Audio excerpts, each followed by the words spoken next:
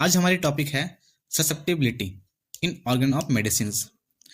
तो susceptibility topic start करने से पहले हम एक पुरानी कहावत करना चाहूँगा। One man's meat is another man's poison, यानी जो चीज़ एक इंसान के लिए हेल्दी है वही दूसरे के लिए जहर हो सकती है। पर सवाल ये है कि क्यों होता है। इसका साइंटिफिक रीजन छुपा है ससेप्टिबिलिटी में। सबसे पहले एक बेसिक सवाल पूछता हूँ, एक लिविंग और एक नॉन लिविंग चीज़ में क्या फ़र्क होता है। हर लिविंग ऑर्गेनिज्म के अंदर छुपी हुई ताकत होती है, एक लेटेंट कैपेसिटी होती है अपने इन्वायरमेंट को फिल करने की और उस पर रिएक्ट करने की। यही वो क्वालिटी है जो हमें नॉन लिविंग से अलग बनाती है।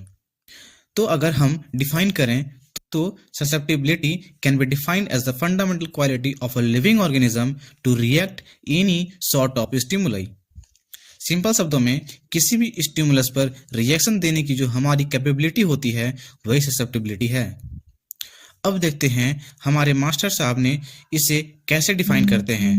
डॉक्टर स्टाउट क्लाउज कहते हैं, it is the general quality और capacity of the living organism of receiving impression, the power to react to stimulus. यहाँ दो वर्ड इंपॉर्टेंट हैं, फर्स्ट रिसीविंग इम्प्रेशंस और सेकेंड पावर टू रिएक्ट, यानी पहले असर लेना और फिर उस पर रिएक्ट करना।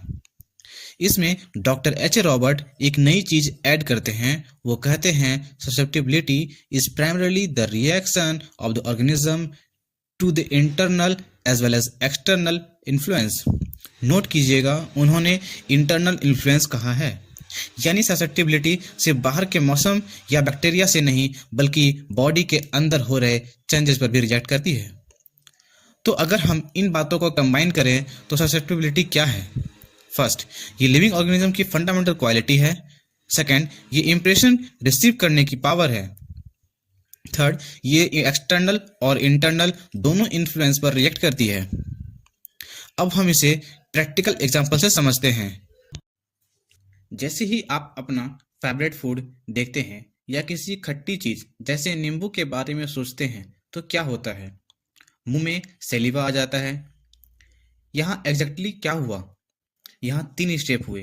पहला, स्टिमुलस, आपने खाने को देखा या सूंघा। दूसरा, कैपेसिटी, आपकी बॉडी की फिजियोलॉजिकल एबिलिटी थी सैलिवा बनाने की। तीसरा, रिएक्शन, रिजल्ट ये हुआ कि सैलिवा सीक्रेट हुआ। अगर आपके अंदर ये कैपेसिटी या ससेप्टिबिलिटी नहीं होती तो डाइजेशन जैसा प्रोसेस इम्पॉसिबल हो जाता।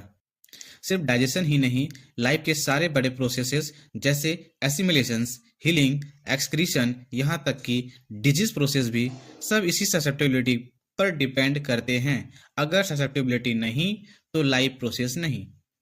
लास्ट में मैं बस यही कहूँगा कि वो पुरानी कहावत one man's meat is another man's poison सिर्फ एक कहावत नहीं, ये ससेप्टिबिलिटी का डायरेक्ट ऑब्जर्वेशन है। हम सबकी रिएक्ट करने की कैपेसिटी अलग अलग होती है और यही हमारी हेल्थ और डिजीज का बेस है। अगर आपको ये कंटेंट अच्छा लगा तो लाइक, शेयर एंड सब्सक्राइब जरूर करें। Thank you.